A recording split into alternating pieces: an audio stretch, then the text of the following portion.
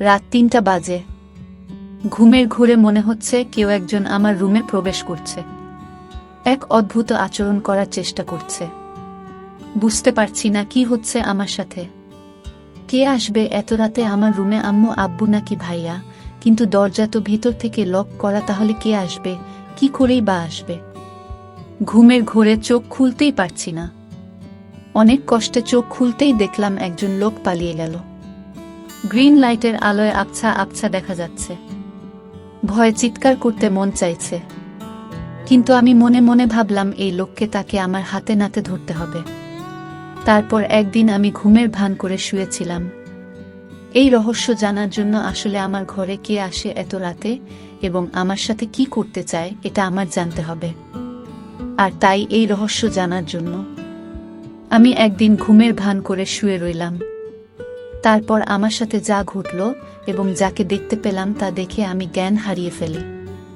তো বন্ধুরা, গল্পটি শুরু করার আগে আপনি যদি আমার এই ছোট্ট চ্যানেলটি নতুন দর্শক হয়ে থাকেন তাহলে চ্যানেলটি সাবস্ক্রাইব করে আমাদের সাথে থাকবেন। সকালে দরজা খোলার শব্দে ঘুম ভাঙল ঋতিকা এখনো উঠিসনি? কটা বাজে? কলেজ যাবি না? উঠে গিয়ে দরজা খুলে দিলাম। আম্মু আমার দিকে চেয়ে বলল, তোর কপালে কি হয়েছে? এরকম ফুলে আছে কেন? তখনই কপালে হাত দিতেই ব্যথা অনুভব করলাম। কালকে ঘটনাগুলো মনে পড়লেই গলা শুকিয়ে গেল। বুঝতে পারলাম না স্বপ্ন নাকি সত্যি ছিল, কিন্তু এতটা ভুল হবে? কে লোকটা ছিল? এরপর কি হলো কিছুই তো মনে নেই। না কিছুই ভাবতে পারছি না। আম্মু আমার উত্তর না পেয়ে, কিরে কি হয়েছে? কই কিছু না তো, কিছুই হয়নি। তুমি যাও, আমি ফ্রেশ হয়ে নিচে যাচ্ছি। আমাকে কিছু না বলেই রুমে চলে আসলাম। এসে ভাবতে লাগলাম কে আমার রুমে আসলো, কি করেই বা রুমে ঢুকলো। আমি জানালা দরজা লাগিয়ে ঘুমাই। নিজেই নিজেকে প্রশ্ন করতে লাগলাম। মনের ভিতর হাজারো প্রশ্ন, কোনো কিছুই মাথায় ঢুকছে না। ভাবতে ভাবতে ফ্রেশ হয়ে এলাম। রুমাল দিয়ে মুখ মুছে আয়নার দিকে তাকাতেই দেখলাম মুখটা অনেকটাই ফুলে গেছে। হঠাৎ ড্রেসিং টেবিলের সামনে একটা কাগজ চোখে পড়ল। কাগজটা নিয়ে পড়তে লাগলাম। এটা ছিল তোমার শাস্তি, আমাকে কষ্ট দেওয়ার শাস্তি, আমার থেকে দূরে থাকার শাস্তি। এই 3টা মাস আমি ঘুমাতে পারিনি। তুমি আমাকে ঘুমাতে দাওনি। আমাকে কষ্ট দিয়ে তুমি শান্তিতে ঘুমোচ্ছে। চিঠিটা পড়ে মুখ শুকিয়ে গেছে। সবকিছু যেন গুলিয়ে যাচ্ছে। কি হচ্ছে আমার সাথে কিছুই বুঝতে পারছি না। কে এই লোক? কি চায় আমার কাছে? সবকিছু মাথার উপর দিয়ে যাচ্ছে। রাগে মাথা ফেটে যাচ্ছে। উনার ঘুমে কি মই দিয়ে আসছি নাকি? কত বড় সাহস! ওকে তো আমি সামনে পেলে মেরে ফেলব। কিন্তু বুঝতে পারছি না লোকটা কে। আমার তো তেমন কারো সাথে দেখা হয়নি। ভাবতে ভাবতে আম্মু আবার ডাকছে নাস্তা করার জন্য। নিচে ডাইনে গিয়ে দেখলাম আব্বু বা নাস্তা করছে আর আম্মু খাবার সার্ভ করছে। আমার পরিচয়টা দিয়ে দেই। আমার নাম ঋতিকা। আমি কলেজে পড়ি। আমি খুবই শান্ত একটা মেয়ে বললে ভুল হবে। একটু একটু দুষ্টুমি করি। আমাদের সিঙ্গেল পরিবার, বাবা মা ভাইয়া আর আমি। আমাদের ব্যবসা আছে, ওটা আব্বু দেখাশোনা করে। আর ভাইয়া সিলেট জেলায় আনসারের চাকরি করে। যাই হোক, গিয়ে বসলাম নাস্তা করতে। বুঝতে পারছি না ঘটনাটা সবাইকে বলবো কিনা। বললে হয়তো টেনশন করবে, থাক বলি না, হয়তো কেউ মজা করছে। কিন্তু কালকের ঘটনা তো মজা হতে পারে না। এসব ভাবছি, বাবার ডাকে ঘোর কাটে। কি হয়েছে? না খেয়ে খাবার নাচ্ছিস কেন? আর কি এত ভাবছিস? না কিছু হয়নি বলে খাবার খেতে শুরু করলাম।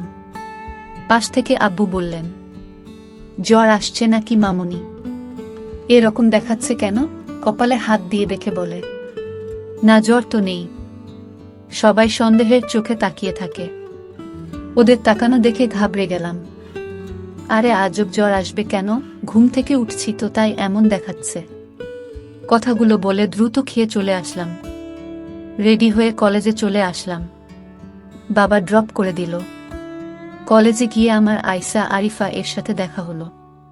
কালকের ঘটে যাওয়া ঘটনা সবকিছু খুলে বললাম। আমার কথা শুনে হেসে বলে, হয়তো স্বপ্নে দেখেছি। কিন্তু সেই চিঠিটা আর কপাল দেখে বিশ্বাস না করার কোনো উপায় নেই। ওরা অবাক হয়ে ভাবছি কে এই লোকটা। আশা খুব মনোযোগ সহকারে কয়েকবার চিঠিটা পড়ল। তারপর একটা গোয়েন্দা ভাব নিয়ে বলল, আচ্ছা রিতিকা, এখানে 2 মাসের কথা বলছে, মানে 2 মাস আগে তোর সাথে দেখা হয়েছে বা কিছু তো হয়েছে?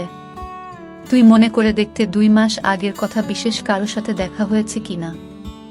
আশার কথাগুলো শেষ না হতেই ঘন্টা বাজল।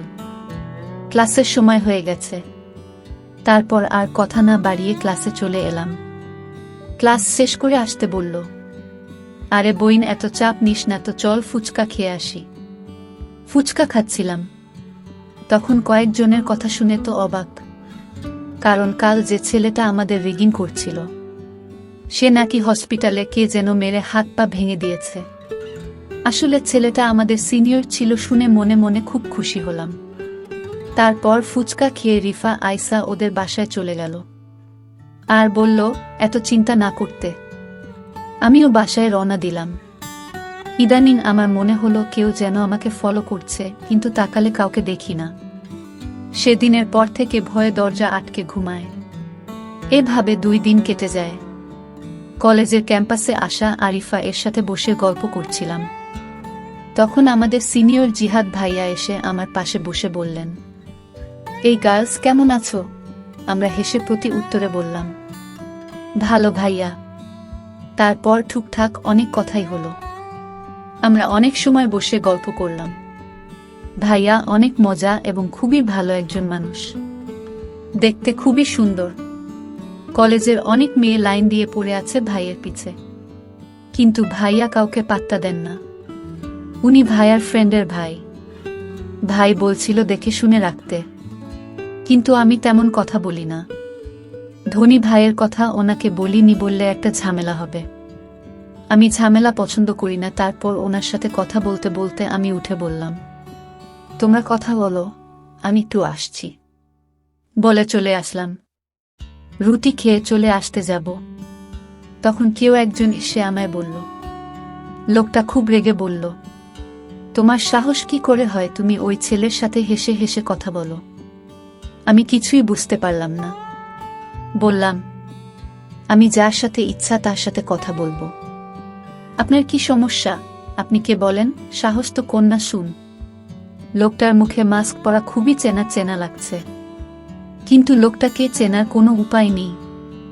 লোকটি বলতে লাগলো, কেন ভয় পাচ্ছে কেন? অনেক কষ্টে তোমায় খুঁজে পেয়েছি, আর হারাতে দেব না। না, কথা শুনে ভয় করছে, আবার রাগও লাগছে। আপনি এখানেও চলে আসছেন আমাকে মারতে। তার মানে সেদিন রাতে আপনি আমার রুমে এসেছিলেন আমাকে মারতে। তো না মেরে আমার সাথে দুর্ব্যবহার করার সাহস হয় কি করে হলো? বজ্জাত ছেলে। মেয়েদের দেখলেই কথা বলতে মন চায়। আর করবেন নাই বা কেন? মানুষকে মেরে ফেলাই তো আপনার কাজ, এটা আর কি এমন বিষয়? তো মেরে ফেলেন আমাকে এখনই। শাহিন, এভাবে কিছু করার তো কোনো মানে হয় না। চোখ বন্ধ করে কথাগুলো একদমে বলে ফেললাম। চোখ খুলতেই উনার চোখের দিকে তাকিয়ে আতঙ্কে উঠলাম। রাতে আমার রুমে এই লোক যায়, কিন্তু তাকে ঠিক চিনা যাচ্ছে না। কিন্তু এই লোকটিকে চেনার জন্য আমি প্রতিদিন রাতে ঘুমে ভান করে শুয়ে থাকি, কিন্তু ইদানিং আসে না। আপনাদের 2 মাস আগে কিছু কথা শেয়ার করেনি, তা না হলে আপনার কিছুই বুঝবেন না। 2 মাস আগে কলেজ স্ট্রিটে 2 দিনের জন্য সিলেট গিয়েছিলাম। ওখানে গিয়ে প্রথম দিন ভালোই কাটে, কিন্তু বিপত্তি ঘটল দ্বিতীয় দিন। সবাই পাহাড় ঘুরে ঘুরে দেখছে, আমি সারিফা আমার গল্প করছি আর ঘুরছি। তখন আয়শা আর রিফাত ছবি তুলতে ব্যস্ত। পাহাড়ে ঘুরতে ঘুরতে এক পর্যায়ে ওদের থেকে অনেক দূরে চলে আসে। একটা জায়গায় আসতে যা দেখলাম তাতে আমি অবাক হয়ে হাঁ করে তাকিয়ে থাকলাম। একটা ছেলে হাতে বন্দুক তাক করে আছে, সামনে একটা হাত বাঁধা লোকের দিকে। ছেলেটার সাথে আরো অনেক ছেলের, সব দেখে ঘাবড়ে যায়। ছেলেটা একটা লোককে মারল চোখের সামনে। এমন ভয়ঙ্কর দৃশ্য দেখে জোরে চিৎকার দিয়ে উঠি। তাতে লোকগুলো আমায় দেখতে পেয়ে যায়। কিছু না ভেবেই ভয়ে দৌড় শুরু করি। ওই ছেলেটি বাকি ছেলেগুলোকে বলা কথা কানে বাজল, লাশ পুঁতে ফেল মেয়েটাকে আমি দেখছি। বন্দুকটা কোমরে গুজে আমার পিছনে ছুটতে লাগলো আর বলল, এই মেয়ে দাঁড়াও বলছি দাঁড়াও। কিন্তু এই লোকটাই আমার ঘরে রাতে ঢুকতো, আপনাদের বলে রাখি। কিন্তু এই লোকটাকে এটা আমি এখনো জানতে পারিনি। কিছুটা আন্দাজ করতে পারলাম তার ছায়া দেখে। আমার মনে হলো এই লোকটাই আমার রুমে আসতো, কারণ তার ছায়া আমার দৃষ্টিতে বেঁধে গেছে। আমি আয়েশাকে বললাম, এই যে লোকটি দেখতে পাচ্ছিস এই লোকটার মতোই আমি যাকে আমার রুমে দেখতে পেয়েছিলাম, তুই এটা বুঝলে কি করে? ওর ছায়াটা আমি দেখতে পাই হালকা আলোতে। এই লোকটাই হবে বলে রাখা ভালো। আমার বড় ভাই ব্যাটালিয়নে চাকরি করে সিলেট জেলায়। আমার আর যে লোকটা অন্য একটা লোককে মেরেছিল সে আর কেউ না, সে হচ্ছে আমার বড় ভাই। কিন্তু সে আমাকে দেখতে পায় না ভালো করে, আমাকে চিনতেও পারল না। আমি ঠিকই তখন চিনে ফেলি। আমি মনে মনে ভাবলাম, আমার বড় ভাইয়া কেমন পাষাণ হয়ে গেছে যে কিনা মানুষ হত্যা করে। আমি একথা ভাবতেই আমার খুব খারাপ লাগলো এবং ভাইয়ের প্রতি ঘৃণার জন্ম নিল। এসব চাকরি যারা করে তারা নাকি পাষাণ হয়ে যায়। আমার ভাবতে অবাক লাগছে। যাই হোক, আমরা একদিন দূরে ঘোরাফেরা করে বাড়িতে চলে আসলাম। আমি কিছুতেই ভাইয়ের মানুষ মারার দৃশ্যটা ভুলতে পারছি না। এসব ভাবতে ভাবতে ঘুমিয়ে পড়লাম। হঠাৎ আমার রুমে পায়ের আওয়াজ শুনতে পেলাম। আমার কপালে কি যেন হাত রাখল। 2 দিন দূরে থাকায় তেমন একটা ঘুম হয়নি আমার, আর তাই বেহুশের মতো ঘুমাচ্ছিলাম, তাই কিছু বলতে পারিনি। হঠাৎ যখন অনুভব করলাম আমার রুমে কেউ এসেছে, তখন চোখ খুলে দেখি কেউ নেই, কিন্তু পায়ের চিহ্ন রয়ে গেছে ঘরে। পায়ের চিহ্ন, এটা আমার খুব পরিচিত মনে হলো। আমার মনে হলো সে আমার পরিবারের যে কেউ হতে পারে, কিন্তু কে সে এটা এখন পর্যন্ত জানতে পারলাম না। আমি এই কারণে শান্তিতে ঘুমাতে পারি না। এটা কি আমি স্বপ্ন দেখি নাকি বাস্তবতাও বুঝতে পারছি না। আমি এখন থেকে ভাবলাম, আজ থেকে সারাদিন ঘুমাবো, সারা রাত জেগে থাকবো, মানে ঘুমের ভান করে থাকবো। আমি তাকে হাতে নাতে ধরতে চাই। সে কেন আমার ঘরে আসে, আমার কাছে কি চায়, এটা জানার জন্য আমার মনে একরকম হতাশা তৈরি হয়ে গেল। আমি আমার পরিবারের অর্থাৎ মা বাবার সাথে বিষয়টা শেয়ারও করতে পারছি না। শেয়ার করব তখন যখন এই রহস্য আমি জানতে পারব। তো পরের দিন সকালে কলেজে গেলাম। তারপর আয়েশার সাথে আজ রাতের ঘটনা শেয়ার করলাম। আয়েশা আজ রাগান্বিত হয়ে বলল, তুই কি বললি সে সব স্বপ্ন বাঁধে? এগুলো শুনতে আর ভালো লাগে না। এগুলো সবই হয়, বাস্তবে হয় না। আয়েশা, তুমি যাই করো না কেন, তুই দেখে নিস আমি 20 দিনের ভিতরে আমি তাকে হাতে নাতে ধরব। তারপর কলেজ থেকে বাসায় ফিরে শুনতে পেলাম আমার ভাইয়া বাড়িতে আসছে, কারণ 4 দিনের ছুটি নিয়ে আসছে। আমার জন্য অনেক গিফট নিয়ে আসছে। আমি বাড়িতে প্রবেশ করতে আমি ভাইকে দেখি দরজার সামনে দাঁড়িয়ে আছে। আমি কাছে গিয়ে বললাম, ভাইয়া কেমন আছো? কিন্তু মনে মনে ভাইয়ের জন্য ঘৃণাও কাজ করে, কারণ ভাইয়া এখন মানুষকে মানুষ মনে করে না, যাকে তাকে ধরে মারধর শুরু করে দেয়। এটা তো আমি দূরে গিয়ে দেখতে পেলাম, কিন্তু ভাইয়ের শরীরের একটা পারফিউমের গন্ধ পেলাম। আমার রুমে রাতে যে আসতো তখন একই পারফিউমের গন্ধ পেলাম। আমার যেন ভাইয়াকে সন্দেহ হতে লাগলো। কিন্তু ভাইয়া আমার ঘরে কেন আসবে? আবারও মনকে প্রস্তুত করলাম, রাতে ঘুমাবো না। আমি ঘুমের ভান করে থাকবো, দেখব কে আসে আমার রুমে এবং কি চায় সে। ঠিক মতো আজও ঘুমের ভান করে শুয়ে রইলাম। রাত তখন প্রায় 2টা বাজে। তখন আমার রুমের জানালা দিয়ে আমার ঘরে প্রবেশ করল। আমি চোখ বুজে রইলাম।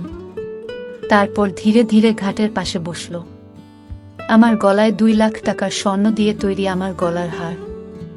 যখন লোকটি আমার স্বর্ণের গলার হার ধরে চুরি করে নিতে চাইল তখন আমি ভয়ে কাঁপছিলাম, কিন্তু সাহস করে নড়াচড়া করেনি।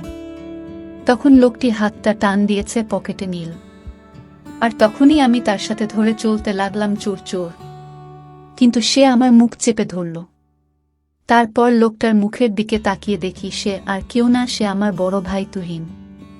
ভাইয়া, তুই আমার রুমে আমার স্বর্ণ চুরি করতে আসছে ভাইয়া। তোকে ভাইয়া বলতেও আমার ঘৃণা হচ্ছে। তখন ভাইয়া বলল, আরে আমায় কিছু বলতে দেবে না, আমি ইচ্ছা করে চুরি করতে আসিনি। তুই তো জানিস না আমি চাকরি করে মাত্র 15,000 টাকা পাই, আর সেই টাকা তো আমার বাড়িতে পাঠাতে হয়, বাবাকে হিসাব দিতে হয়। আমি একটা বড় বিপদে পড়ে আমি তো স্বর্ণের হার চুরি করতে বাধ্য হলাম। শোনো বোন, আমি একটি লোককে মেরে ফেলি। আর তাই আমার চাকরি নিয়ে টানাটানি শুরু হয়েছে। উপরের সব বলেছে, যদি তুমি 1 মাসের মধ্যে 2 লাখ টাকা না দিতে পারো তাহলে তোমার চাকরি থাকবে না। কিন্তু এই কথা যদি বাবা শুনে তাহলে বাবা স্ট্রোক করে মারা যাবে। আর তাই আমি কাউকে জানাইনি। আর তোকে বলে তুই বলে দিতে। আর তাই টাকা ম্যানেজ না করতে পারায় আমি আমার নিজের ঘরে চুরি করতে আসলাম বোন। এখন তুই চাইলে আমাকে পুলিশে ধরিয়ে দেয়।